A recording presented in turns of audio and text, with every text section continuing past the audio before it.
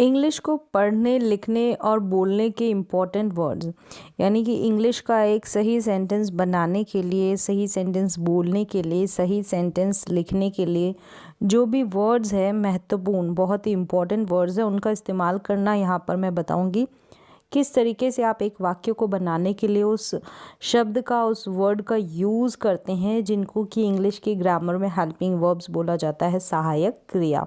तो चलिए एक एक करके देखेंगे इनका यूज़। जैसे is, am, are, was, were, will be, do, does, did, has, have, had, will have, should, must, need, want और ऐसे बहुत ही इम्पोर्टेंट वर्ड्स। चलिए देखते हैं।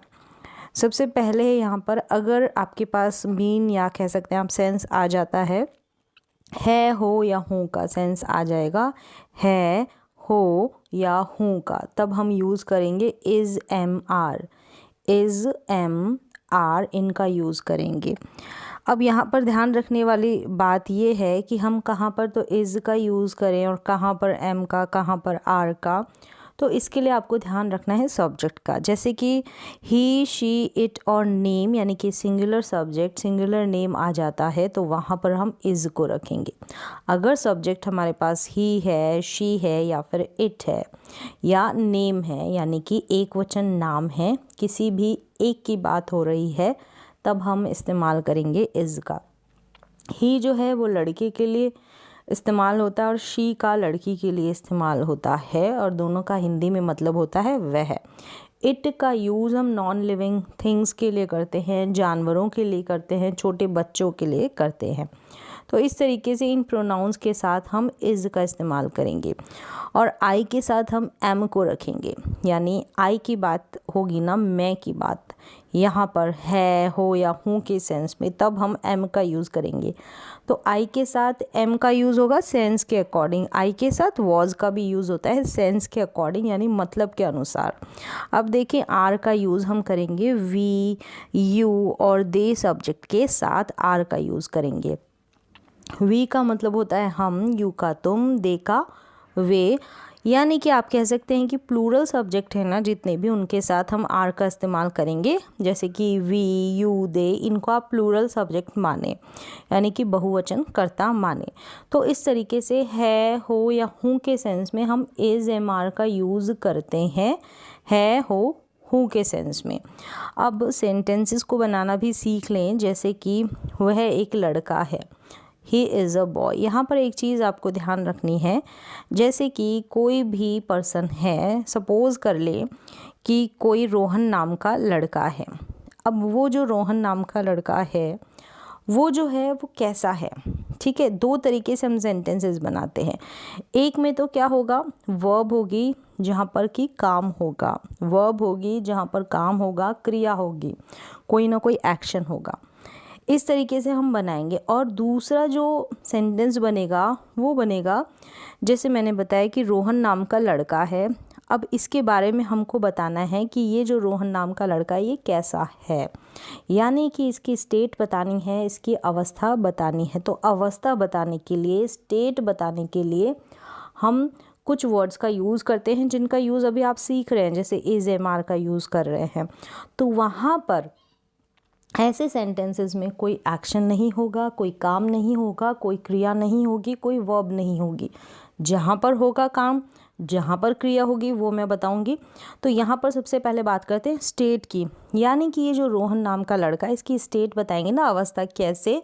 जैसे कि ये रोहन नाम का लड़का कैसा है, लंबा है, छोटा है, काला है या फिर गोरा है।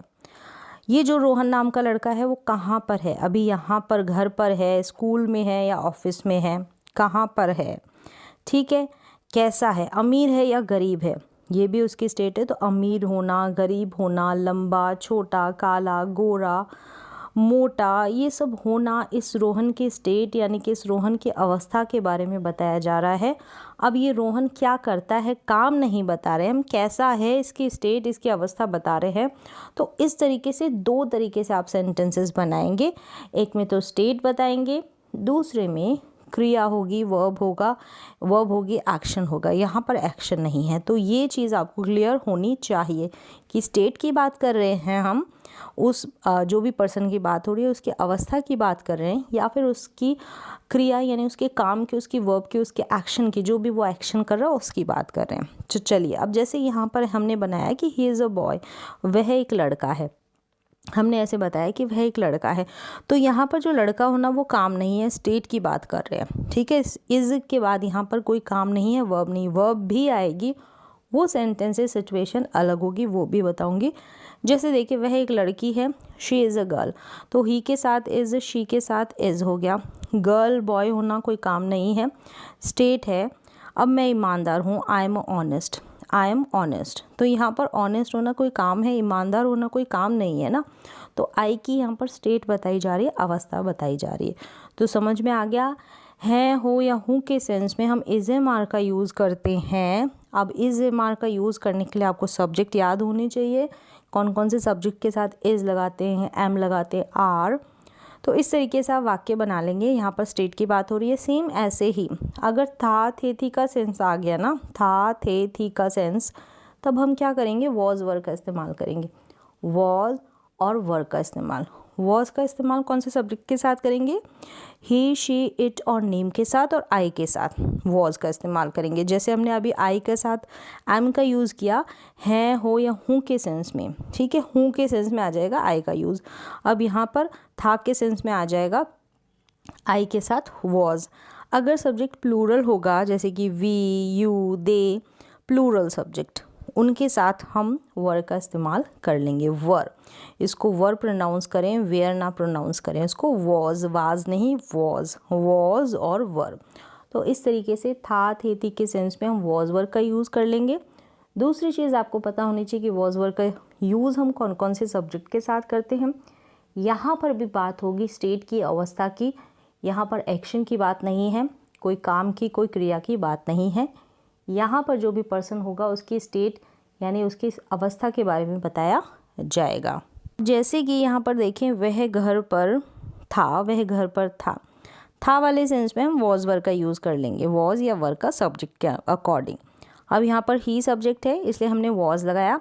ही वॉज एट होम, कोई कहीं पर है, घर पर होना कोई काम है नहीं है, उसकी स्टेट बताई जा रही है कि वो कहाँ पर है, ठीक है, घर पर है, स्कूल में है, तो यहाँ पर भी स्टेट की बात हो रही है, अवस्था की बात हो रही है। वे अध्यापक थे, वे जो है प्लूरल सब्जेक्ट यानी दे है, और साथ में यूज़ करेंगे हम वर का, तो दे वर टीचर्स यानी कि वे अध्यापक थे। वर की बात हो गई, तो यहाँ पर अगर था, थे, थी का सेंस आएगा तो पास्ट की बात है, अगर है का सेंस आएगा तो प्रेजेंट की बात है, तो ये पास्ट की बात है। चलिए, तो समझ में आ गया। अभी हमने जो बात की है, स्टेट की बात की, अवस्था की बात की है, जो सब्जेक्ट है वो क्या क्रिया कर रहा है, क्या काम कर रहा है, उसकी बात हम नहीं कर रहे हैं, कौन सा एक्शन उसका चल रहा है या हो रहा है या कर रहा है, जो भी है उसकी हम बात नहीं कर रहे हैं। अब आगे देखिए, फ्यूचर की बात करेंगे तो गागेगी का सेंस आएगा, और हम विल बी का यूज़ करेंगे। यहाँ पर भी हम स्टेट की बात करेंगे, जैसे कि वह अध्यापक होगा, तो टीचर होना प्रोफेशन है, तो यहाँ पर भी हम स्टेट की बात कर रहे हैं, तो he will be teacher, he will be teacher, वह टीचर होगा। इस तरीके से हम is am are, was were और विल बी का यूज़ कर लेंगे। इनके बाद जो है सब्जेक्ट है उसकी जो है अवस्था बताई जाएगी, यहाँ पर क्रिया की बात नहीं होगी, कोई वर्ब नहीं आएगी। चलिए, अब देख लेते हैं हम पास है के सेंस में हम यूज़ करेंगे हैज़ का, HAS, हैज़ का। यहाँ पर भी जो है एक्शन की बात नहीं होगी, यहाँ पर किसी के पास कोई चीज़ है, ठीक है, कोई चीज़ है, अधिकार में है, पास है का सेंस आएगा। या फिर अगर आप बात करते हैं कि मेरे भाई है, मेरे बहन है, तब हम ऐसे ही बोलेंगे I have a brother, I have 2 brothers, I have a sister, I have 2 sisters. तो उस सेंस में भी हम हैज़ हैव का यूज़ करेंगे पास है के सेंस में। तो यहाँ पर बात कर रहे हैं हैज़ की, हैव का यूज़ भी करेंगे, लेकिन अगर subject he, she, it singular name, singular subject होगा तब हम हैज़ का यूज़ करेंगे। यहाँ पर भी एक्शन नहीं होगा, किसी के पास कुछ है ये मतलब जाएगा। जैसे कि उसके पास घर है, तो घर होना कोई काम है नहीं, उसके पास है तो क्या है, घर, तो ही हैज़ अ हाउस। ही या शी का यूज़ कर देंगे जेंडर के अकॉर्डिंग। फीमेल की बात करेंगे तो शी, मेल की बात करेंगे तो ही। उसके 4 पाँव हैं। It has 4 legs। अब इट के साथ भी हम हैज़ का यूज़ करेंगे। हम यहाँ पर किसी जानवर की बात कर रहे हैं तो इट हैज़ 4 legs। चलिए नेक्स्ट है पास है का सेंस जाएगा, लेकिन यूज़ करेंगे हम हैव का। सब्जेक्ट होंगे यहाँ पर I have, we have, you have या दे हैव, या फिर प्लूरल सब्जेक्ट है जितने भी, उन सभी के साथ आप हैव का यूज़ कर देंगे। हैज़ और हैव दोनों का ही मतलब एक है। पास है का सेंस है यहाँ पर भी काम की बात नहीं हो रही है, किसी के पास कुछ है, कोई चीज़ है, इसकी बात हो रही है। यहाँ पर भी एक्शन नहीं हो रहा है। फ़र्क इतना है, सब्जेक्ट के अनुसार हम हैज़ का यूज़ करेंगे, हैव का यूज़ करेंगे। सिंगुलर के साथ हम हैज़ को मानते हैं, प्लूरल के साथ हम हैव को मानते हैं। चलिए अब सब सेंटेंसेस देख लें। जैसे मेरे पास बाइक है, आई हैव अ बाइक। तुम्हारे पास कार है, यू हैव अ कार। तुम्हारे है तो यू आ गया, मेरे है तो आई आ गया, और हमने हैव का यूज़ कर लिया सब्जेक्ट के अकॉर्डिंग। अगर हम बात करते हैं पास था, अभी पास है, अभी पास था, पास्ट में था, तब हम इसका यूज़ करेंगे, किसका, हैड का। और एक ही हैड है यहाँ पर।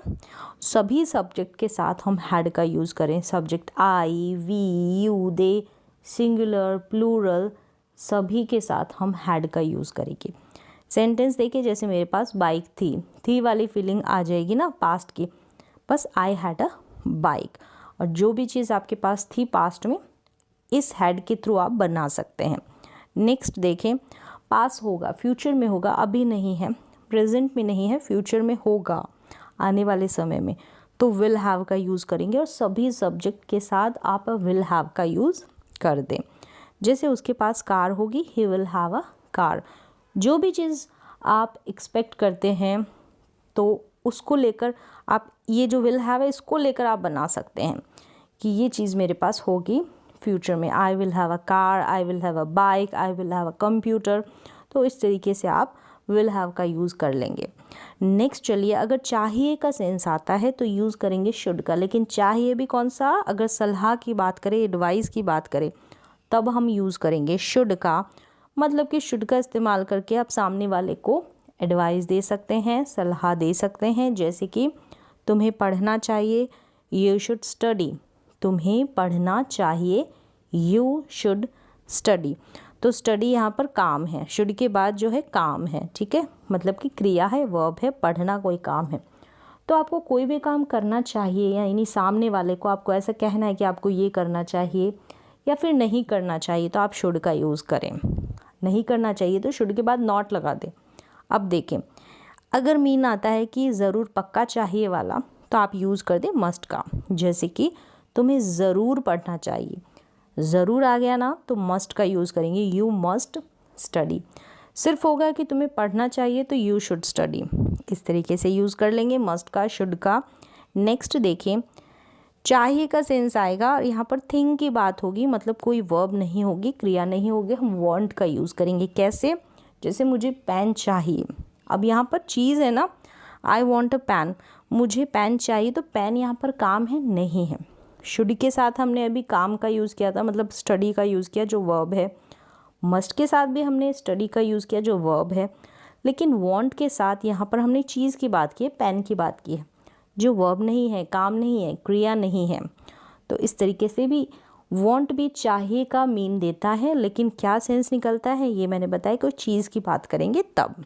चलिए नेक्स्ट देखें, ज़रूरत या आवश्यकता के सेंस में, ज़रूरत या आवश्यकता, जैसे इसमें हम नीड का यूज़ करेंगे ज़रूरत या आवश्यकता के लिए। कैसे, जैसे मुझे पानी की ज़रूरत है या आवश्यकता है, तो आई नीड वाटर। तो यहाँ पर भी जो नीड है ना, इसके बाद क्रिया नहीं होगी, वर्ब नहीं होगी, कोई चीज़ की बात होगी। जैसे कि यहाँ पर पानी की बात हो रही है ना, सेम वैसे। चलिए नेक्स्ट देखते हैं हम नीड टू। अब यहाँ पर वर्ब आ जाएगी, ज़रूरत है या आवश्यकता है, किसी काम की ज़रूरत है, तो यहाँ पर टू के बाद में आपको वर्ब लगानी है। अभी नीड में देखा, टू के बाद यहाँ पर टू नहीं था, वर्ब भी नहीं थी। जैसे मुझे खेलने की ज़रूरत है, खेलना यहाँ पर काम है, क्रिया है, वर्ब है, तो आई नीड टू प्ले। यहाँ पर प्ले जो है क्रिया आ गई। यहाँ पर देखा आपने नीड के बाद टू भी नहीं था और वाटर आ गया, मतलब किसी चीज़ की बात कर रहे हैं हम, जैसे कि पानी की बात कर रहे हैं, क्रिया की नहीं, काम की नहीं। अगर मीन आता है सकता है तो कैन का यूज़ करेंगे, लेकिन सकता है भी कौन सा, अगर कोई काम कर सकता है, एबिलिटी, अपनी योग्यता को बताता है। किसी की भी योग्यता हो सकती है, किसी दूसरे की भी बता सकते हैं, खुद की भी बता सकते हैं, तब हम यूज़ करेंगे कैन का। जैसे कि मैं अंग्रेज़ी पढ़ सकता हूँ, आई कैन रीड इंग्लिश, मुझ में अंग्रेज़ी को पढ़ने की योग्यता है, एबिलिटी है। इस तरीके से सका या पाया के सेंस में हम कुड का यूज़ करेंगे, यानी कि कोई भी काम आप कर सके या कर पाए, तब हम सका, सकी या सके के सेंस में, पाया, पाई के सेंस में हम कुड का यूज़ करेंगे। जैसे कि मैं बोल पाया, मैं अंग्रेज़ी लिख सका, तो बोलना, लिखना वर्ब है, तो I could speak, I could write English. मैं अंग्रेज़ी लिख सका, आई कुड राइट इंग्लिश। तो इस तरीके से आप सका या पाया के सेंस में कुड का यूज़ कर लेंगे। नेक्स्ट देखें, करना है। कोई काम करना है के सेंस में हम हैज़ टू का यूज़ करेंगे। जैसे कि मुझे खेलना है, मुझे पढ़ना है, तो ये सेंस आ रहा है ना, करना है, यानी कर मीन्स यहाँ पर आप कोई क्रिया देंगे, वर्ब देंगे, जैसे खेलना, खेलना, पढ़ना, लिखना, बोलना, सुनना, ये सारी क्रियाएं जो वर्ब है ये लिखेंगे। फिर हैज़ टू का यूज़ करेंगे। हैज़ टू का यूज़ हम करेंगे ही, शी, इट और सिंगुलर सब्जेक्ट के साथ। बस ये ध्यान रखना है कि हैज़ टू का यूज़ हम कौन कौन से सब्जेक्ट के साथ करते हैं। जैसे कि उसे पढ़ाई करनी है, तो करना है, करनी है या करने हैं, किसी का भी सेंस आ सकता है, तो इस तरीके से आप यूज़ कर देंगे। ही हैज़ टू स्टडी, या फिर बोल सकते हैं शी हैज़ टू स्टडी। अगर लड़की की बात है तो शी, लड़के की बात है तो ही हैज़ टू स्टडी। तो सिंगुलर सब्जेक्ट के साथ हैज़ टू, कोई काम आपको करना है, चाहे आप उस काम को मजबूरी में कर रहे हैं या फिर ज़रूरत है उस काम को करने की, आपका मन नहीं कर रहा तो भी आपको करना है, तो इस तरीके से, या फिर कोई इम्पॉर्टेंट काम है, तो इस सेंस में आप हैज़ टू का यूज़ कर लेंगे। सेम ऐसे ही हैव टू का यूज़ करेंगे करना है के सेंस में, लेकिन फ़र्क यहाँ पर है कि इस हैज़ टू का use I, we, you, they और जितने भी प्लूरल सब्जेक्ट है, यानी प्लूरल में हम हैव को रखते हैं, तो उन सभी के साथ हम हैव टू का यूज़ कर देंगे। जैसे कि मुझे बोलना है, तो यहाँ पर भी करना है में वर्ब आएगी, क्रिया आएगी। जैसे मुझे बोलना है, आई हैव टू स्पीक। हमें खेलना है, वी हैव टू प्ले। हमें को वी कहेंगे इंग्लिश में, मुझे आई हो गया। यहाँ पर भी कोई भी काम, चाहे आप ज़बरदस्ती कर रहे हैं या फिर मजबूरी में कर रहे हैं, या फिर उस काम को करने की ज़रूरत है, इम्पॉर्टेंट है, तो सभी सेंस में आप हैव टू का यूज़ करेंगे। कंपलसरी है वो काम करना, अनिवार्य है, तब हम यूज़ कर देंगे हैज़ टू और हैव टू का सब्जेक्ट के अकॉर्डिंग। अब यहाँ पर देखिए, करना है, देखा अभी, अब करना होगा तो फ्यूचर की बात करेंगे ना, तो will have to, will have to, will have to. अगर करना था की बात होगी ना, तो हैड लगा देंगे, यहाँ पर हैड भी लगा सकते हैं, हैव टू की जगह हैड टू का इस्तेमाल कर सकते हैं, था वाले सेंस में, पास्ट के सेंस में। फ्यूचर में हम यूज़ कर देंगे विल हैव टू। जैसे कि मुझे जाना होगा, I will have to go, I will have to go, मुझे जाना होगा, मुझे पढ़ना होगा, I will have to study, मुझे खाना होगा, I will have to eat, मुझे बोलना होगा, I will have to speak. तो इस तरीके से कोई काम करना होगा, यहाँ पर भी आप वर्ब को इंक्लूड करेंगे, वर्ब लगाएंगे। चलिए, अगर सेंस आता है करता है, करती है, या फिर बस करता है या करती, यहाँ तक करते हैं को हम आगे देखेंगे। करता है या करती है का सेंस आएगा, तब हम इसका यूज़ करेंगे। क्या है ये? सब्जेक्ट है इसका मतलब, यानी ही, शी, इट और सिंगुलर सब्जेक्ट, वहाँ पर एस की जगह हम वो सब्जेक्ट लिख देंगे। और वी वन यानी वर्ब की फर्स्ट फॉर्म में एस या एस लग जाएगा। जैसे प्ले का प्लेज हो जाएगा, गो का गोज हो जाएगा, इस तरीके से। वह खेलता है तो ही प्लेज, यहाँ पर ही आ गया, फिर वर्ब है ना, प्ले में एस लग गया, ई एस लग जाएगा। तो इस तरीके से करता है, करती है के सेंस में हम एस या ई एस लगाएंगे वर्ब की फर्स्ट फॉर्म में। सब्जेक्ट ही, शी, इट और सिंगुलर आएगा। जैसे वह खेलता है, ही प्लेज, वह पढ़ता है, ही स्टडीज़, वह नाचता है, ही डांसेस। इस तरीके से हम एस या ई एस लगाकर ये सेंटेंसेस बना लेंगे। अगर करते हैं का सेंस आएगा ना, तो हम सब्जेक्ट और V1 लिखेंगे। यहाँ पर हम एस या एस नहीं लगाएंगे। यहाँ पर जैसे कि करते हैं में आई वी यू दे और प्लूरल सब्जेक्ट आ जाएगा। जैसे वे खेलते हैं तो दे प्ले, वे खेलते हैं तो दे प्ले, प्ले में एस या एस नहीं लगा क्योंकि सब्जेक्ट ये जो है ना दे है, इसलिए। हम पढ़ते हैं तो हम यानी वी, तो वी है सब्जेक्ट, इसलिए भी हम प्ले में एस या एस नहीं लगाएंगे, वी प्ले ऐसे लिखेंगे। तो सेंटेंस पूरा है, दे प्ले, वी प्ले, आप बोल सकते हैं आई प्ले, यू प्ले। तो इस तरीके से यहाँ पर जो है एस या एस नहीं लगेगा वर्ब के साथ। तो इस तरीके के सेंटेंसेस भी आप बना सकते हैं। नेक्स्ट देखें, नहीं करता है, अगर नेगेटिव बनाना है तो डज नॉट का इस्तेमाल करेंगे। अगर सब्जेक्ट ये होंगे कौन कौन से, ही, शी, इट और सिंगुलर सब्जेक्ट, तो वहाँ पर हम डज नॉट का यूज़ करेंगे। जैसे वह नहीं खेलता है तो he does not play, does not आ गया फिर प्ले आ गया, वह नहीं खेलता है, ही डज नॉट प्ले। अगर नहीं करते हैं तो सब्जेक्ट जो है ये होंगे आई वी यू दे प्लूरल, और इनके साथ हम डू का यूज़ करेंगे। अगर ही, शी, इट और सिंगुलर होगा तो डज का यूज़ करेंगे, डज नॉट का यूज़ करेंगे। I we you they plural subject होगा तो डू नॉट का यूज़ करेंगे। सब्जेक्ट के अकॉर्डिंग हम सेंटेंसेस बनाएंगे, डू या डज नॉट लगा देंगे। देखिए जैसे वे नहीं पढ़ते हैं, वे सब्जेक्ट है, नहीं दे है, तो हम डू नॉट लगाएंगे क्योंकि अभी क्या नहीं करते हैं, वे नहीं पढ़ते हैं, तो they do not study, do not आ गया। और डज नॉट क्यों आया, क्योंकि सब्जेक्ट यहाँ पर ही, शी, इट और सिंगुलर थे। डू नॉट क्यों आया, क्योंकि यहाँ पर subject I we you they और प्लूरल सब्जेक्ट थे। तो सब्जेक्ट के अकॉर्डिंग हम जो डू है, डू या डज नॉट का यूज़ करेंगे। नेक्स्ट देखें, अगर कोई हिंदी का वाक्य सेंटेंस होगा आ ई ए की मात्रा पर ख़त्म हो जाता है, तो वो जो सेंटेंस है हम वहाँ पर वर्ब की सेकंड फॉर्म का यूज़ करेंगे, वर्ब की सेकंड फॉर्म का। जैसे यहाँ पर लिखा है, जैसे कम का केम हो जाएगा, गो का वेंट हो जाएगा, प्ले का प्लेड हो जाएगा। कैसे सेंटेंस देखें, जैसे उसने पढ़ाई की, उसने पढ़ाई की, तो ई की मात्रा पर वाक्य की एंडिंग हो रही है। जैसे यहाँ पर मैंने बताया आ ई ए की मात्रा पर अगर वाक्य की एंडिंग होती है हिंदी के वाक्य की, जैसे इसमें हो रहा है, तब हम क्या करेंगे, सेकंड फॉर्म का यूज़ करेंगे। उसने यानी कि ही, फिर हमने आज ही स्टडी नहीं लिखा, हमने लिखा स्टडीड, क्योंकि यहाँ पर वाक्य की एंडिंग ई की मात्रा पर हो रही है।